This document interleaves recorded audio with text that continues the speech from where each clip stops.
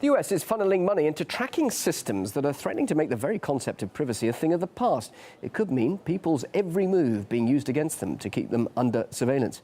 RT's Marina Portnar looks at the future of being watched. The information age was an era nearly everybody embraced.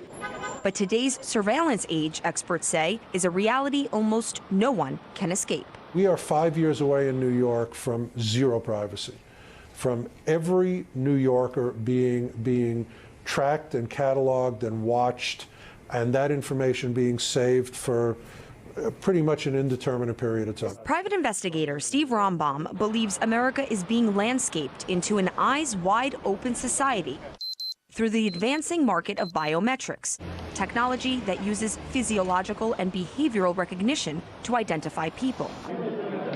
A system touted as a national security necessity is being used to build a database where the biometric identity of millions of Americans will be gathered and stored. When you look at crime, when you look at terrorism, what we're really focusing on is the individual. And so if you are interested in reducing crime or reducing terrorism, you do have to focus on the individual.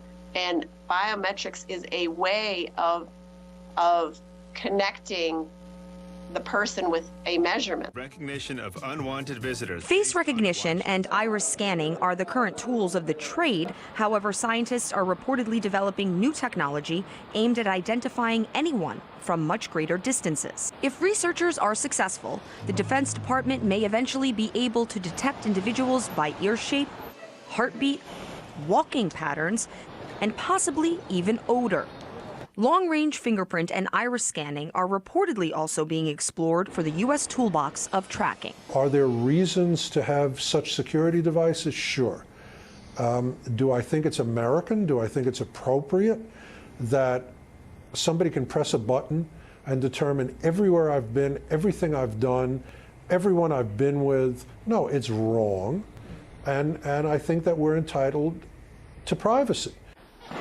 Author and journalist A.J. Jacobs recently spent 3 months documenting every second of his life with a small camera worn like a Bluetooth. It's remarkable. It holds 10 hours of video. Esquire magazine's editor-at-large subscribed to self-surveillance for an article about life logging.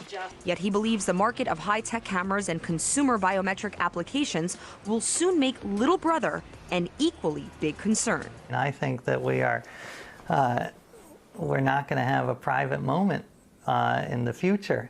And I always tell people, listen, if you want to have an extramarital affair, you better have it right now, because you're not going to be able to have it in 5 years, because everything will be tracked. Your husband or wife will be able to know exactly where you are at all times. As companies like Apple move towards fingerprint readers and facial recognition, insiders say that consumer electronics will generate an entirely new source of revenue for the biometric industry, an industry estimated to bank more than $9 billion globally this year. However, the top cash cow is expected to remain government spending on security. Too big. In the past 5 years, the Department of Defense has shelled out an estimated $3 billion on biometric programs. Hard to believe that just 10 years ago, the concept of facial recognition, biometric surveillance, and domestic drones was limited to science fiction movies like Minority Report.